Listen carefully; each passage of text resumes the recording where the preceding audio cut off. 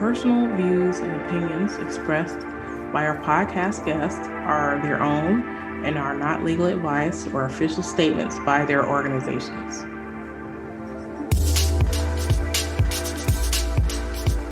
Hello, my name is Debbie Reynolds. They call me the Data Diva. This is the Data Diva Talks Privacy podcast, where we discuss data privacy issues with industry leaders around the world with information that businesses need to know now. I have a special guest on the show, Rosenberg. He is the CEO of Unanimous AI. He's also an AR, VR pioneer, founder of Immersive Corporation, founder of Outland Research, and he has over 300 patents in augmented reality, virtual reality, and artificial intelligence. Welcome. Yeah, thanks for having me. Well, this is going to be a fun show. It's so funny how we know each other. So, first of all, I'm a fan of your work, and I read almost everything that you write on LinkedIn. It's funny that I actually end up seeing a lot of your stuff in the press before I even see it on LinkedIn. So sometimes I see your note, oh, that's really great. I love that you're doing that.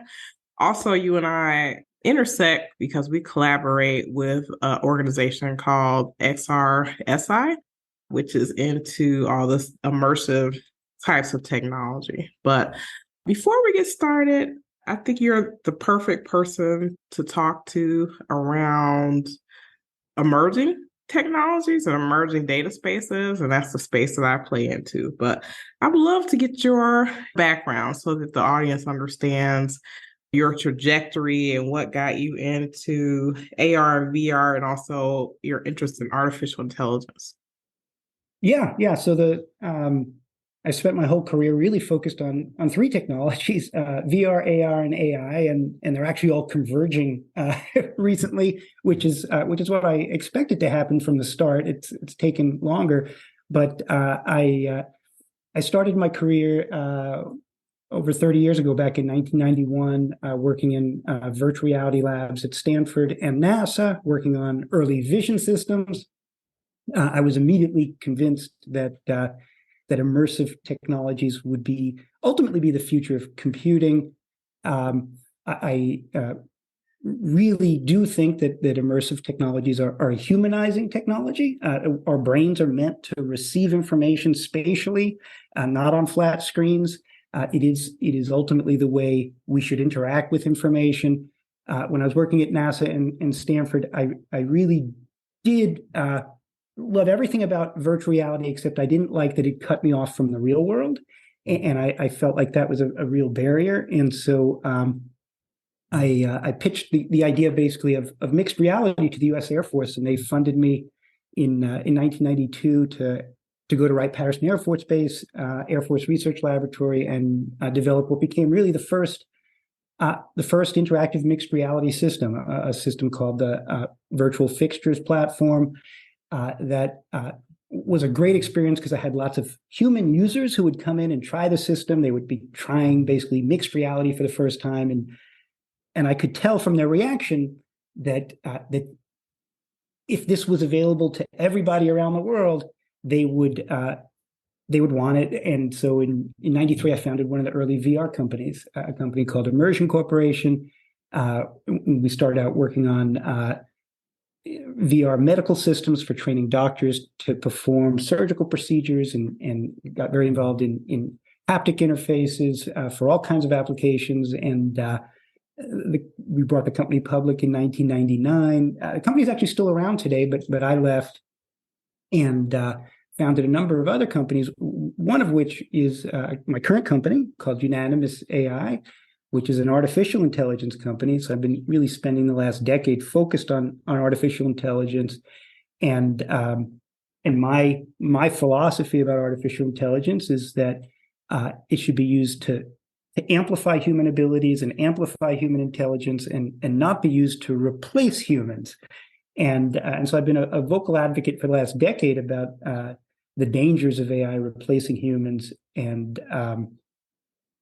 now those risks are becoming really, really central to the whole world. And so it's that's how I got to where I am today. And you had mentioned you're interested in emerging technologies. I think the most interesting emerging technology at this moment in time is generative AI and large language models, and the very rapid impact that has had and will have on everybody. Well, I always appreciate your work, the writing that you do, because you explain these things in detail, but then also you give a more big picture view of what's happening. So, what don't people understand if they're just reading blurbs on the internet about AI and generative AI? What don't people truly comprehend?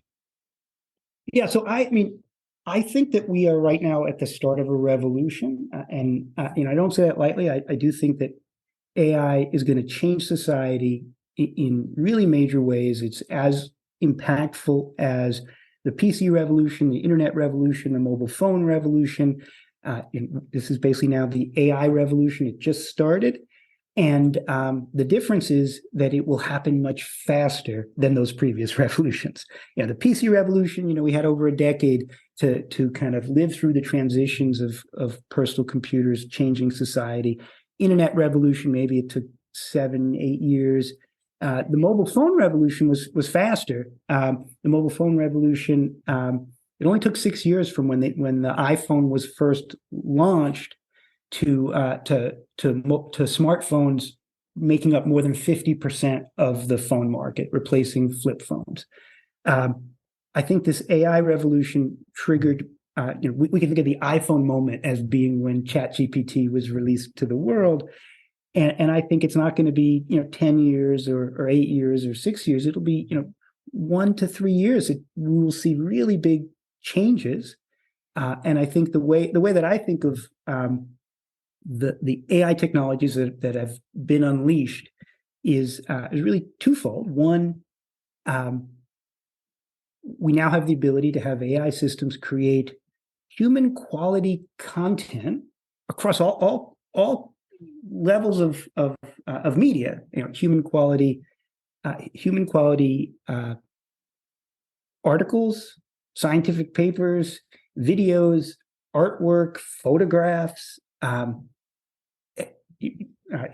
videos, everything is now in the possible realm that AI can generate, and not just at human quality, but at expert human quality.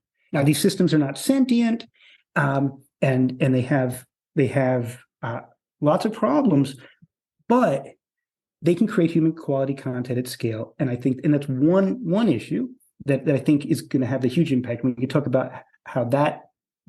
But the other thing, that I think we also need to talk about is that generative AI and these large language models now allow us to talk to our computers, and the computers talk back. And so we now are entering this realm of conversational AI, and we've kind of, people thought we had that for a while. You talk to Siri, you talk to Alexa. Those weren't really conversations. You issue a command, and then Siri does something, hopefully, that you wanted it to do, or Alexa. These current generation of AI technologies, like ChatGPT, you can talk to the AI. The AI can keep track of the conversation. The AI could actually ask you for more information, could ask you to elaborate, and you can have an actual back and forth conversation. And that's going to change all aspects of computing, because the way we interact with computers is going to become largely conversational in the very near future. Yes, right now it's text-based for when you interact with ChatGPT or Bard or any other chatbot, but that will very quickly become voice-based, where you're talking to the AI vocally, and then it will be there will be virtual humans that look that also have they're not disembodied voice.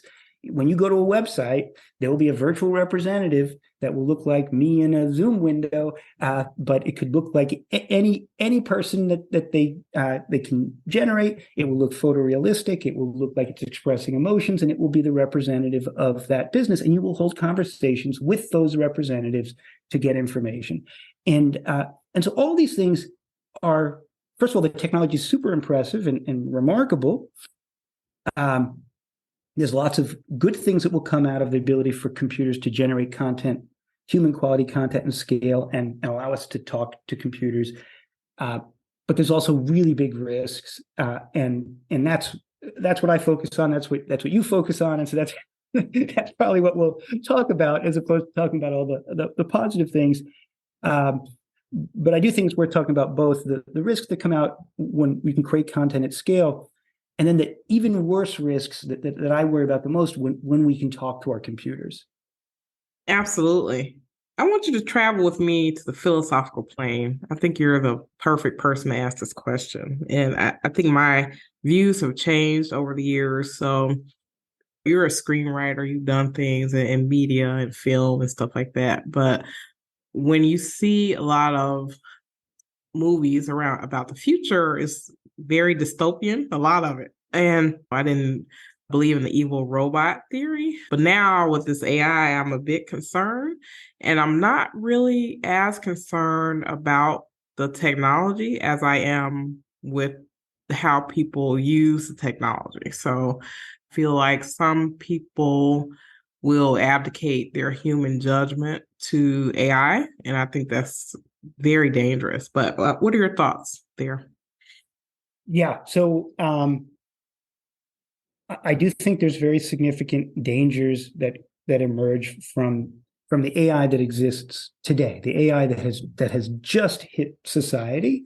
I know that when we look to science fiction and we look to this dystopian vision of AI, it usually jumps very quickly to a sentient AI that has a will of its own, and its interests are not the same as our interests, and it wipes us out. I do think that there is a real danger of AI becoming sentient and AI having a will of its own. I don't think it's the danger right now. I don't think it's the danger over the next few years.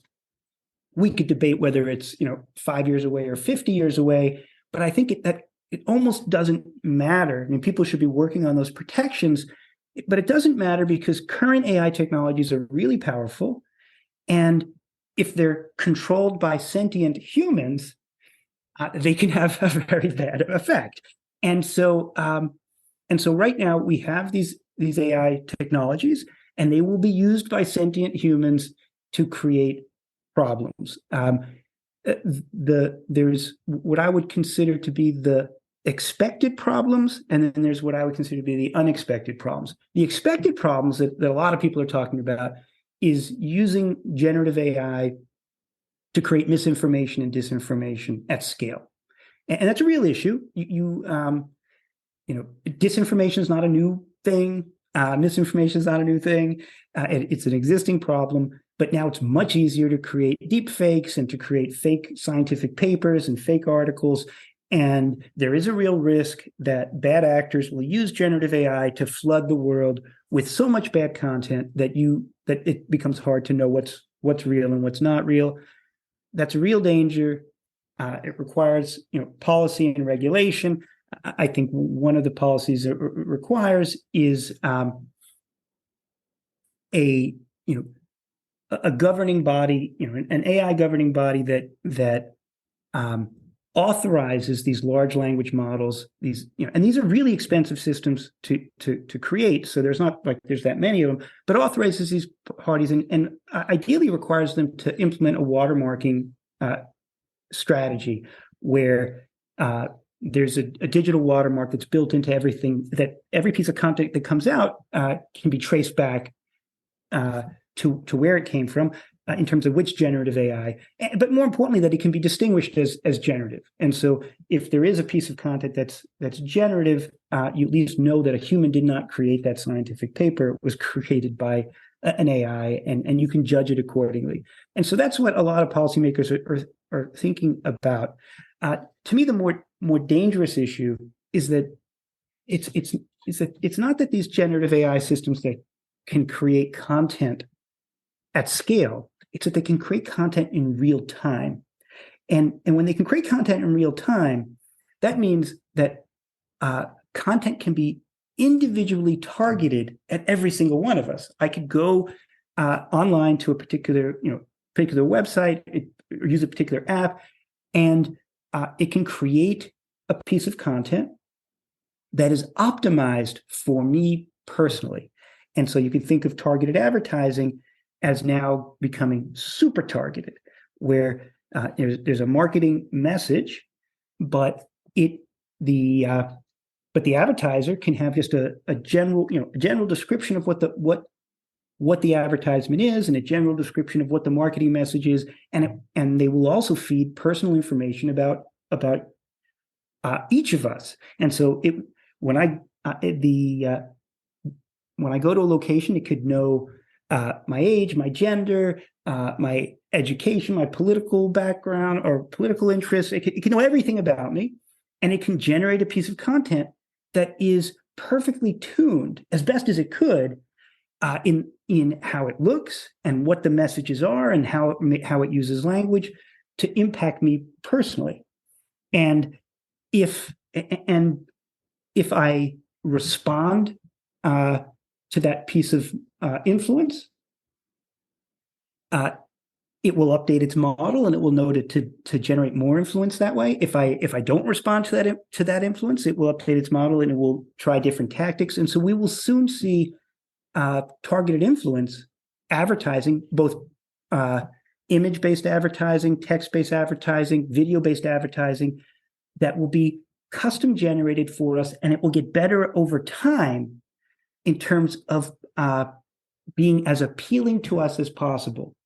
And so that is a new danger that's emerging, but it becomes even more dangerous when we realize that ultimately the best form of advertising is most likely conversational advertising.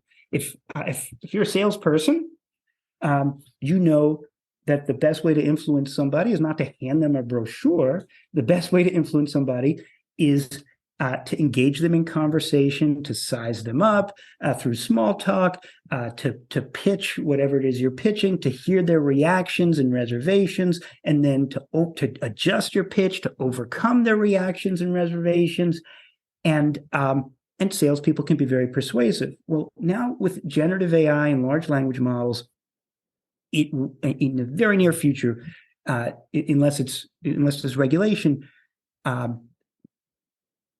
online platforms could deploy conversational advertising, and conversational advertising will be two-way. It could engage you in small talk, size you up.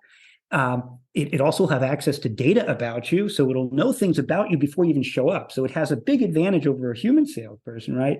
It might have huge amounts of demographics about you, and so now it will craft the conversation perfectly for you. It will mention the sports teams that you follow, or mention the musical artists that you follow, or mention political issues that it knows you're interested in, and it could very easily gradually work in paid promotional information, targeted promotional information that it is trying that it's somebody is paying to persuade you on, and it could be almost invisible. So right now, most of us are engaging these conversational agents through text. And you can go to a chatbot, maybe go to a chatbot to search about something. You're going to type in it'll be a conversational search. Oh, I'm interested in, I have an electric vehicle and I'm interested in, finding out where the charging stations are. And so I type, or I just talk to my conversational agent. Hey, tell me where the nearest charging stations are. And it talks back to me, and we're having a conversation, and it could just weave into that conversation.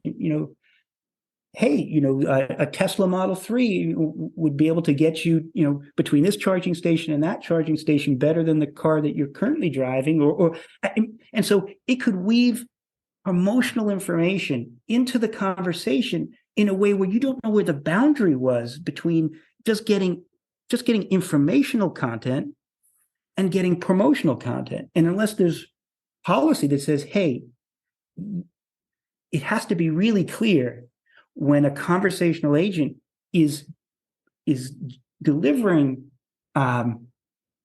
influence, paid influence, you might not even know it. And again, right now it's text, but soon it will be voice, and very soon it will be, digital humans that you're talking to, and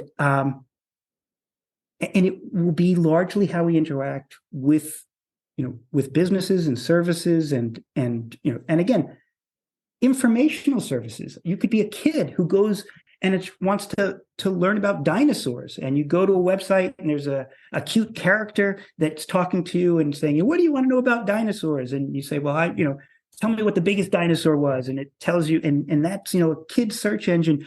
And if it just, gradually mentions, there's this dinosaur cereal that kids really like, you should tell your parents about it.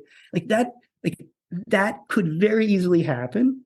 And current laws around targeted influence, around advertising, don't really conceive of the fact that we're going to be talking to these conversational agents that can be given a promotional agenda by a third party.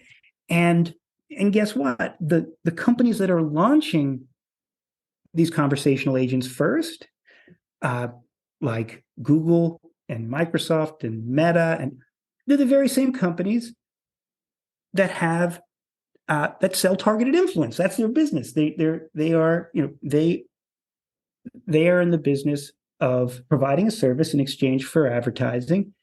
And if that service is conversational and the advertising is conversational, it's very easy for people to be to potentially be deceived or not know the boundary. And it's also very my biggest worry is that these AI agents could potentially be very manipulative because they are more powerful than a human salesperson. A human salesperson, it's kind of at least a fair battle, right? The salesperson can size you up, you size up the salesperson. The salesperson has a lot of factual information that you could draw upon. You have your own factual information. When you're talking to an AI agent, the AI agent might already know stuff about you before you even show up, and you know nothing about that AI. It's not even human.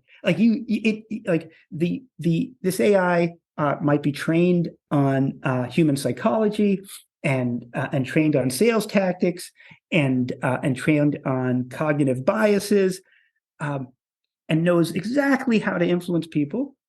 And you are talking to a black box that nobody really understands how it works, and it could be have a persona that looks like an 18-year-old woman or a 60-year-old man, and it's neither of those things. Like, whatever you think you're sizing up, like, it's not. And it could talk to you in a very intellectual language. It could talk to you in a very casual language. It could talk to you like it's your friend.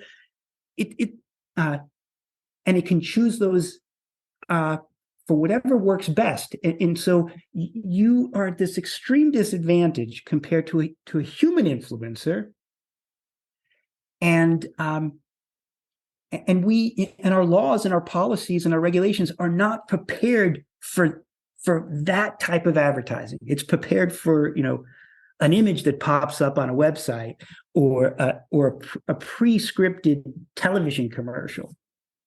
Absolutely. So you talked perfectly. This is a great segue into privacy. So I feel like the way AI is developing, the way it's being used now, is going to raise the privacy risk and concerns because now you're using data in different ways. Talked about a couple of issues, but one of the issues when I think about generative AI is the data lineage in terms of where the data came from. And if it is consented, obviously that's very different, for example, in Europe than it is here in the US. But then also that transparency piece on the front end in terms of the output that gets put out. Like, how transparent is it to the individual? I know that there was a case that's going on still, a notable person who when they went to a generative AI model, I think it was ChatGPT, it said he had done some crime and he Right. was. Yep. This is an example of a harm that could possibly happen to a human. And the problem is, I don't think that you can say, or you should be able to say, well, I don't know what happened. The maker's like, I don't know. I don't know why the model thinks that this person is a criminal and, that there's this harm that happened to him as a result. What are your thoughts about the privacy implications? Right. So when it comes to generative AI and privacy, again, I think the conversational interfaces are actually really dangerous when it comes to privacy. And again, in a way that policymakers haven't really thought about. And I say that because if I go, if I'm online and I go to a product, a company's web page, and they ask me a bunch of questions, they give me a survey. They say, oh, you're looking for a new car, answer these questions. Like, I know I'm answering these questions, I'm answering it on a survey, and I'm giving them some data about my interests or what I'm on the market for. If instead I'm in a conversation, I go to this website and now I'm in a conversation with this, virtual human, and it's asking me questions in real time. It's far more data than just checking a box. I'm looking for a car between this price range and that price range, because this conversational agent can draw information out of you. They say, well, what kind of car are you looking at? What kind of car did you have before? Would you be willing to pay a little bit more if you got better gas mileage? And so a conversational AI could be designed to probe you for information, to draw more information out of you. And if it's voice-based, it can be processed to process your vocal inflections. And so now it's capturing not just what you say, but how you feel. And so the amount of information that's potentially captured when you hold a conversation with any type of AI agent is so much more than if you fill out a questionnaire. And it's probably far more accurate, meaning a questionnaire, you might not want to answer those questions truthfully.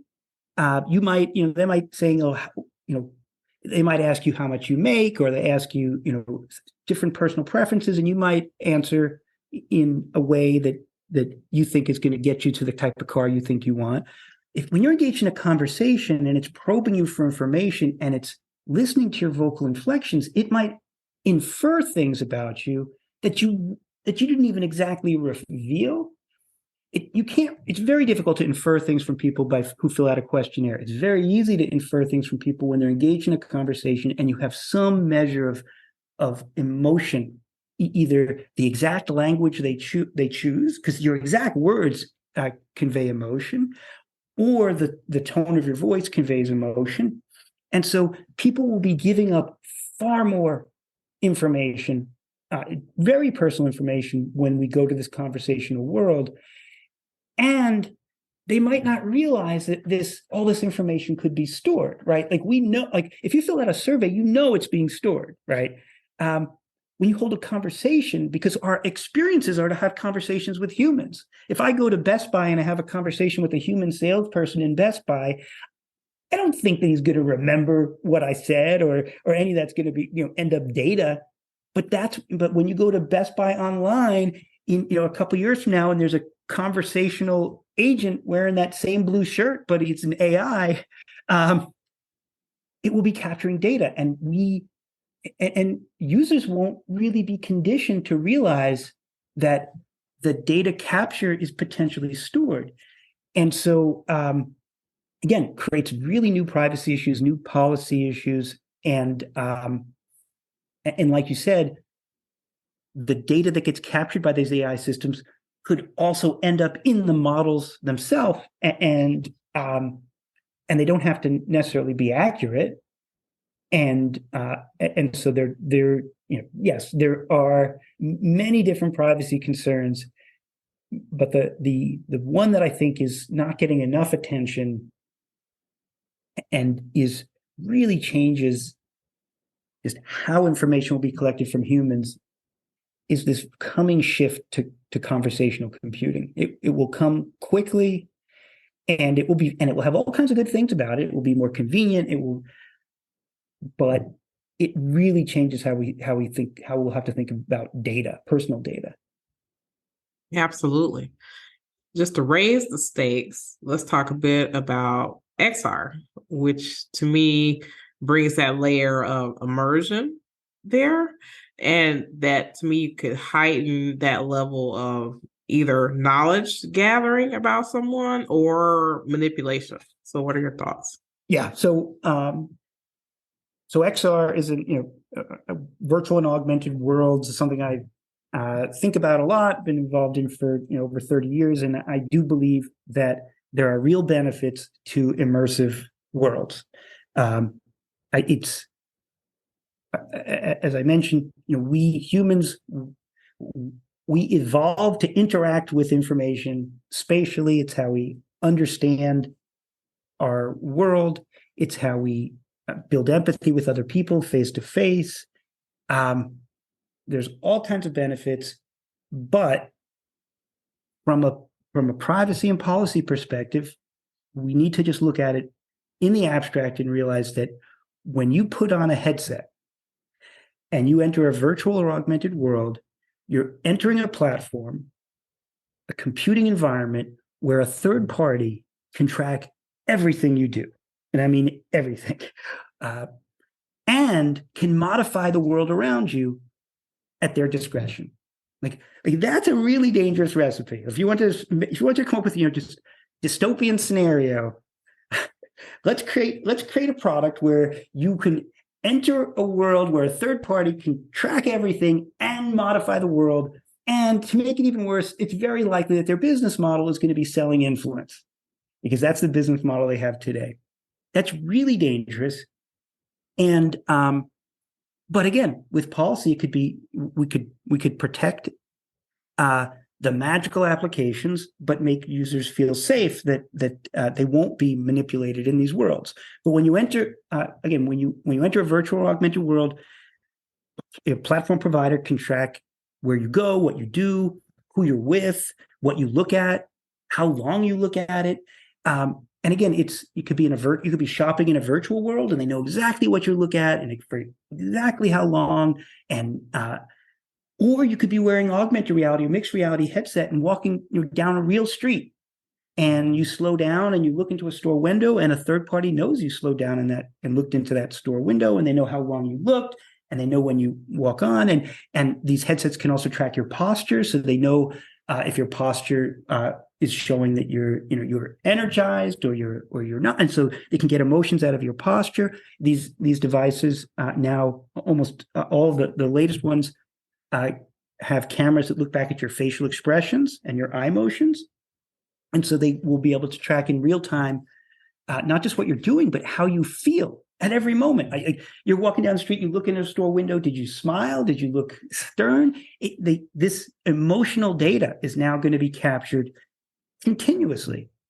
And so we're creating a product that, without regulation, will not just allow people to track everything you do, but exactly how you feel while doing it.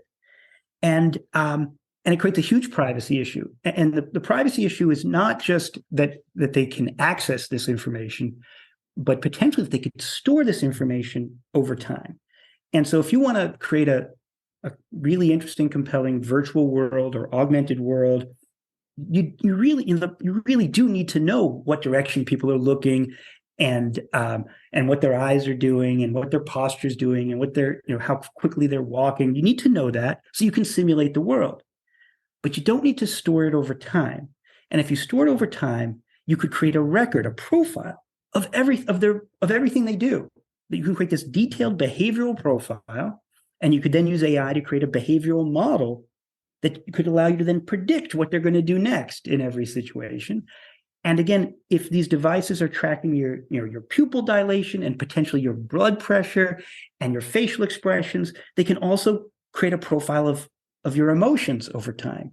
Not just what you do throughout your entire day, but exactly how you feel in thousands of interactions throughout your daily life. And then they could build an emotional model that could allow them to predict how you will feel when confronted with different stimuli, right? And so now, if you're in the business of selling influence, and your goal is to put the most persuasive influence in front of people that you can, and you have a model that that allows you to predict how they're going to behave and how they're going to feel, I can pretty much guess you could create really persuasive influence. And that influence is not going to be a pop-up ad like on a website. That influence is going to be immersive in these worlds. And so these platforms will be able to inject virtual product placements that are placed around your world to influence you, and also put virtual spokespeople into these worlds, avatars that could potentially look like anybody else, but they have a promotional agenda, and they can strike up a conversation. And now when they're having a conversation with you, they don't just have access to what you say and your vocal inflections. They now also have access to your facial expressions in real time. They have access potentially to your pupil dilation, your eye motions. They have access to all of these emotions.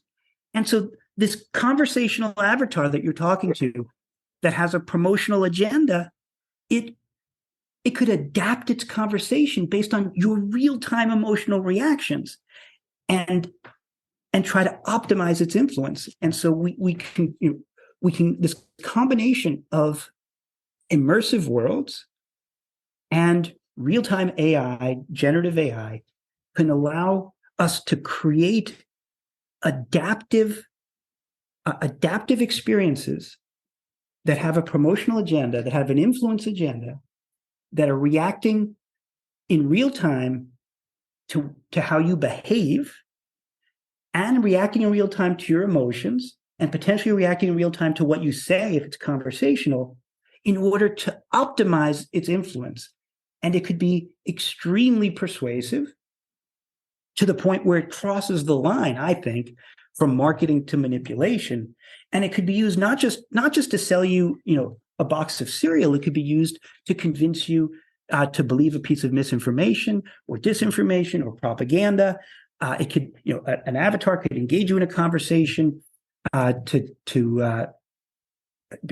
maybe it's trying to convince you that a particular medication is not safe, or a particular vaccine is not safe because somebody has a political agenda, and it eases you into conversation in a very friendly way.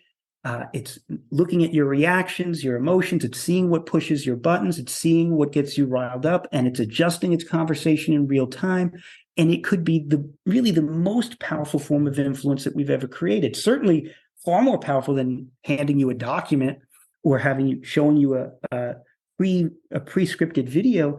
This is influence that adapts to you in real time, and the technology now exists to do it, but the policies and protections don't exist to protect you from it. I think at some point, and this is something I did a video about a couple of years ago, that consent from individuals may have to be incremental, because as you're going through these experiences, you're making choices, or you're being given information that maybe doesn't get captured adequately in the 80-page privacy policy that you said you read before you went into an experience. What are your thoughts about that? So yeah, consent is a huge problem because people don't read the documents, and they consent to things, and they're in some sense pressured to consent because there's all kinds of really good things. I've talked about the dangers of reading your emotions and the dangers of engaging in conversation. There's all kinds of benefits. I mean, the reason that these platforms are putting these sensors on these headsets is because if they can read your emotions in real time, then the avatar that represents you can express those emotions, and you can have real interactions that convey empathy, and it will make these virtual experiences more human and more natural, and that's good. But if you're using these very same things in an automated way to drive influence, it's dangerous. And so consent needs to be it needs to happen in real time at the moment that that you're engaging with in an interaction. And part of the reason it needs to be real time is that the metaverse and just conversational systems in the traditional web, those are real-time those are real-time interfaces. Most of our interactions online are really, passing messages between people. It's not really real time. A conversation with an AI agent is real time, which means consent could be brought up in real time. And these AI agents they're smart and they're natural. And so the way I would imagine it to work is I'm talking either to a chatbot or by voice or to a virtual human face, and we're talking about charging stations for electric cars, and it realizes it's going to transition to promotional content about a particular car. That conversational agent could state that fact. It could say, "Hey, if I'm about to transition to promotional content. I'm informing you of this conversationally, and if you want to continue the conversation, you can say okay, and if you just want to stop, you can stop." But I mean, these tools are now powerful enough to do that in real time, and it doesn't have to feel like a disruption in the conversation. It's not like a checkbox has to pop up. It can be just as natural and conversational as everything else that went on, and it makes sense. Meaning, these interactive agents can appear in any form possible. They can speak in any style possible. These are essentially digital chameleons, right? When they're transitioning to being deploying paid influence, they should have to tell you, and you should have to acknowledge that before it continues. And even if this type of influence is not conversational, there should be levels of consent that are very specific. Meaning, there are certainly situations where you in a virtual or augmented world will give consent for the platform to read your heart rate and your blood pressure, maybe even your respiration rate. All those things are easily doable, because maybe you're going to use a health and wellness application, you're going to use an exercise application, and so you have very good reason to consent.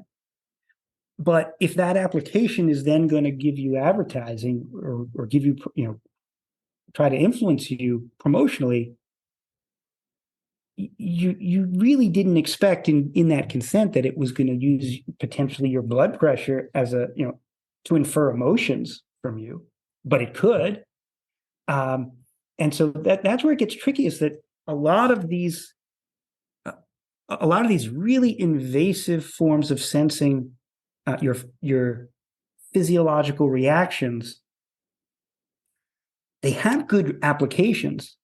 They have they can make a lot of experiences better. People will want to consent to it for good reason, but that consent is really very specific, and when the intent shifts, and again with AI, the intent of these applications could shift very easily. Consent probably has to be given again.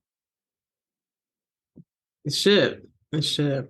I want your thoughts about inference. So this is a huge issue, I think, these AI models, especially as companies may over-collect information. And I think Yes. part of that over-collection, you may be reading things into something that may not be true, right? Like the example I always give is in the Cambridge Analytica whistleblower testimony, one of the people said that they had a thing called the Kit Kat Project. So anytime they would send anti-Semitic message to someone and they hit thumbs up, they saw in the data set there's a correlation between those people, and they also like Kit Kat bars. So then do you infer that people who like Kit Kat bars are anti-Semites? You know what I'm saying? So this is the inference problem, I think, that will raise the stakes, I think, in AI. Yes, so inference works both ways. It could be correct or it could be incorrect, and AIs will have problems both directions. I do think that the negative problems in terms of making incorrect inference are really when these systems get used by law enforcement or by the judicial system, and that really goes to this idea that it's really dangerous when we're taking humans out of the loop for decision making.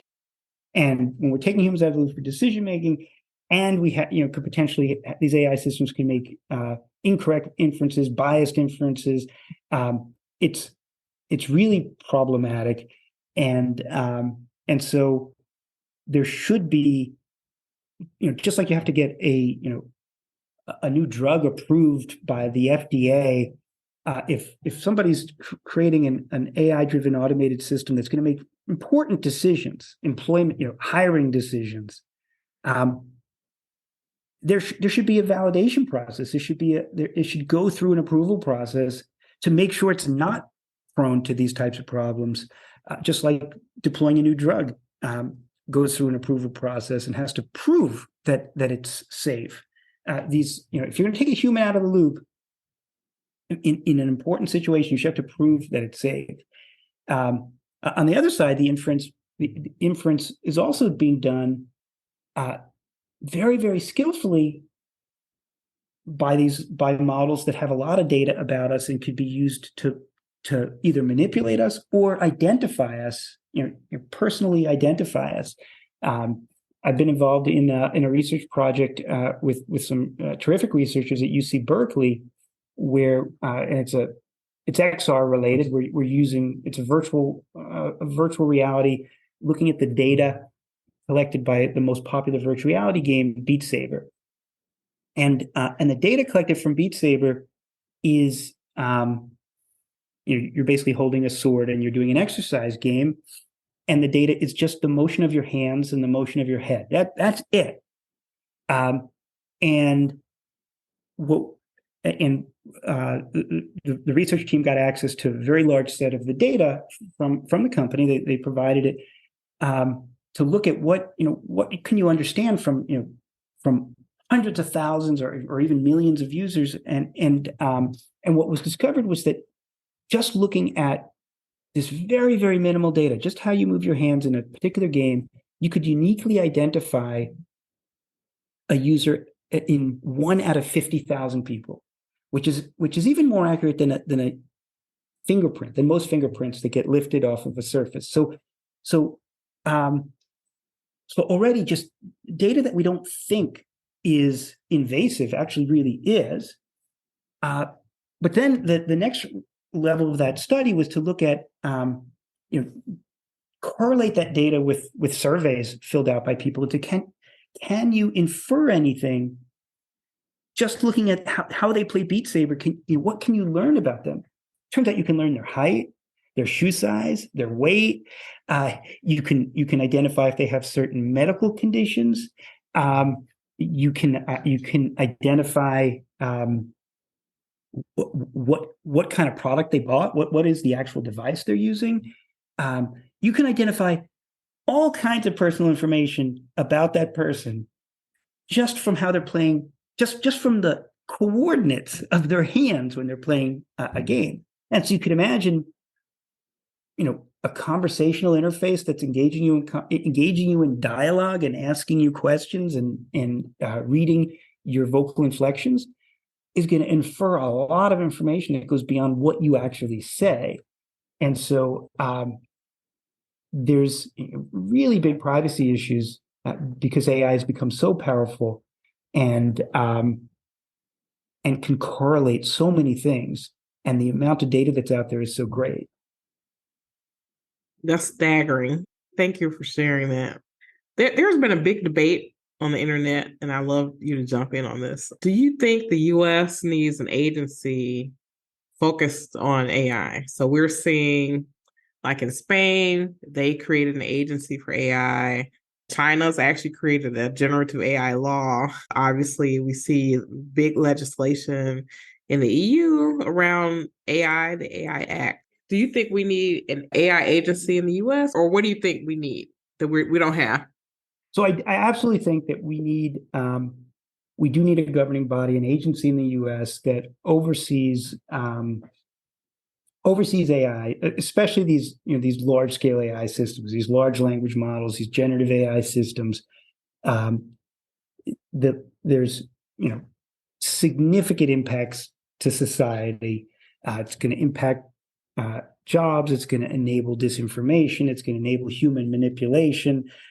It's also going to be used inside of systems that are making decisions, important decisions. And these systems they're not flawless. They make errors. They can make significant errors.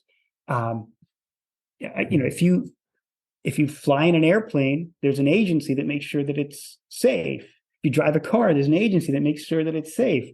If you take a medication, there's an agency that makes sure that it's safe. We're going to be relying on AI just as much as we rely on cars and planes and medications. These AIs might be involved in medical decisions.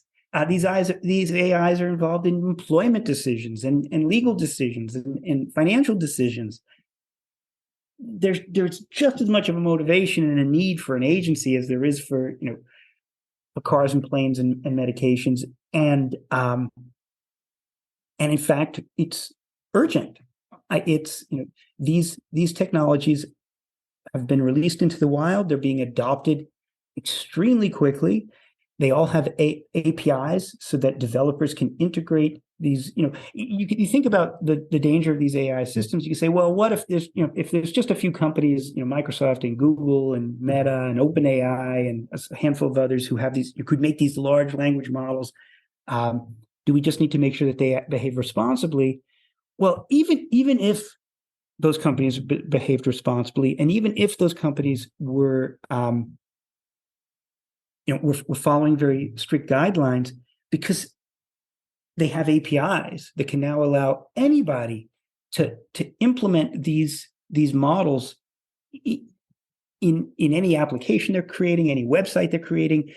It will emerge everywhere, and there needs to be an agency of consequence that is considering how to control that, because it's not just about regulating a handful of companies. In some sense, it's there are only so many companies that can manufacture airplanes, right? I mean, a regulating body that manufactures airplanes deals with a handful of companies.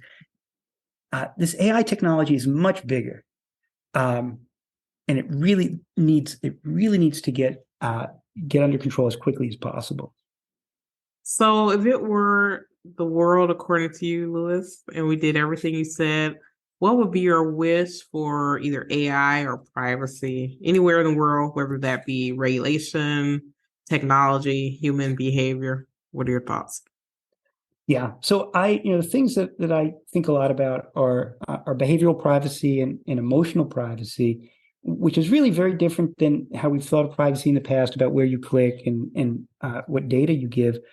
When we have these systems that can track what you do over time or track how you feel while doing it, I think we have to have really strict rules around storing that information, so people cannot build behavioral models, cannot build emotional models. Because once you can build behavioral and emotional models, it's very easy to use those models to then manipulate people. Because what those AI models can do is predict what you will do and how you will feel if they present you with a piece of information, or they present you with a choice, or they present you with a situation. And so they will be able to manipulate us really skillfully. And so making sure that those types of predictive models, behavioral predictive models, emotional predictive models are outlawed, I think is really important. And then it comes to transparency. And by transparency, I really mean interactive transparency. If I'm interacting with something that is driven by an AI, if it's an advertisement that's adapting to my emotions in real time, that should have to be disclosed for sure. I should know that that's happening. If it's doing that conversationally, that should have to be disclosed.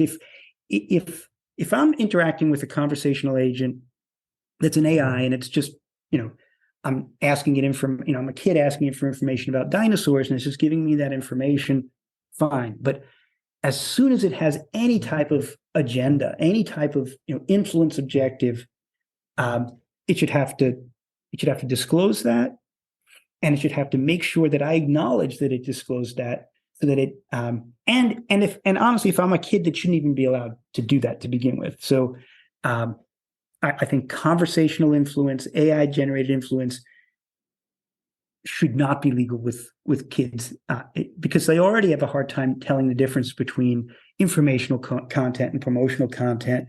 It will be, and imagine how hard it would be if they're in an immersive world and they're, a giant teddy bear walks up to them and starts talking to them and befriending them and then casually mentions, some toy that they really like and that, I should convince, the kid should convince their parent to buy them that toy.